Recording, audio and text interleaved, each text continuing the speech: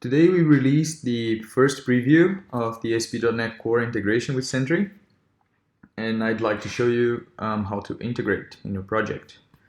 So what I have here is a standard file new ASP.NET Core MVC project, but I added a couple extra files and I made some bugs.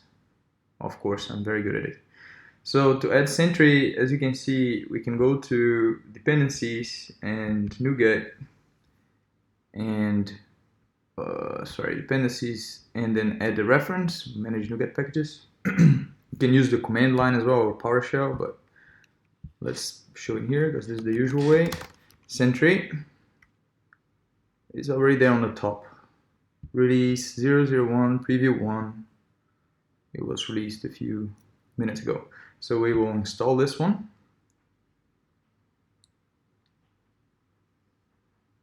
It was not even cached because I didn't install it before.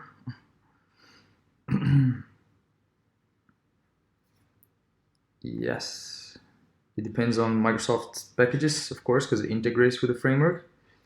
And so far so good. So if we go to Program CS, the only thing you have to do here is you have to use Sentry. You do use Sentry, and that's all. Of course, there are some settings. You can put the string, the DSN here, that you get when you create a project on Sentry. Or there's a callback where you can put all sorts of settings. But I will demonstrate how to do the simplest way. Go to App Settings JSON, and I'll just add in here. I will add a new node called Sentry. And here I'm going to add the DSN. And the DSN is here. I just created a new project, a Sentry to serve as a demo. And I'll just add this here. And that's it. So now if we run this,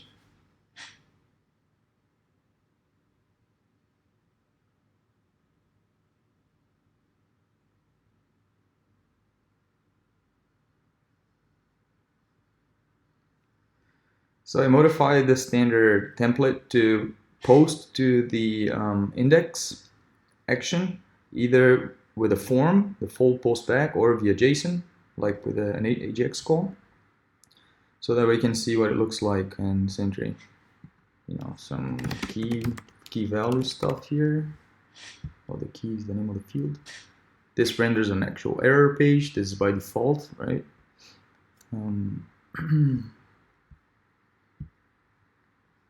And there you go. You already see the errors already here. Tells you where it came from. And this is the data of the server. We're still going to display actually the data of the user here, the browser information, etc. So remember, it's a preview. So that error, it throws an invalid operation exception that has an inner exception. That inner exception is an aggregate exception that has two other types. And I just made this extra complicated so that we could have an idea what it looks like in Sentry. And this is the coolest bit. The breadcrumbs are the log trail from the start of the app until the error, but it's only from that one transaction. So if there was like thousands of concurrent requests, you would only see the messages related to that one request which failed. Of course, anything happened before the Castro kicked in and started forking requests, it's also here. We can clear it up so it starts, so this would be the first message instead of this one. It depends on your feedback that we can see. And we can see the cookies and headers and environments, and yeah. So although that was here additional data, so when the exception includes additional data, we can see here on the controller, see here post index. We catch the exception. You see that I didn't add anything with Sentry anywhere, right? I didn't have to put like it get injected the Sentry client or anything. It's all integrated into the framework. What it does here, when post index threw an exception, I just caught the exception, added some data to it.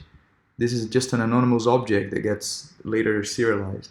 So this exception is rethrown and goes unhandled. So in the middleware, there's a pipeline that we inject in the beginning of the middleware that capture these errors, right? So there's an option to get the request payload. But for that, you have to opt in. It's because obviously the request can be big and it will take a lot of memory. But for you to opt in to the payload, you can come on program CS. It's one of the ways to do it. You can still use the configuration, but now I'll demonstrate going through here.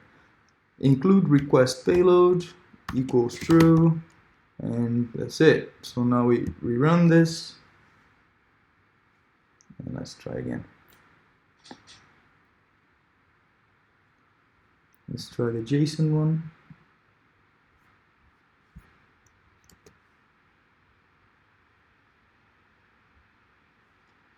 It's the same error, and now we have the request body here. It's the same object, it's the same JSON payload that was sent on the other side. And if we if we send a form, it's a new event. They are still grouped, so you don't see like a polluted view. They're all the same event. It's just the payload is different, right? And in this case, the payload is a key value, and you see the key value information. Yeah, there are more errors that can be triggered by rendering a view. There's definitely a different error on contact, explicit capture. Anyway, and the view goes here,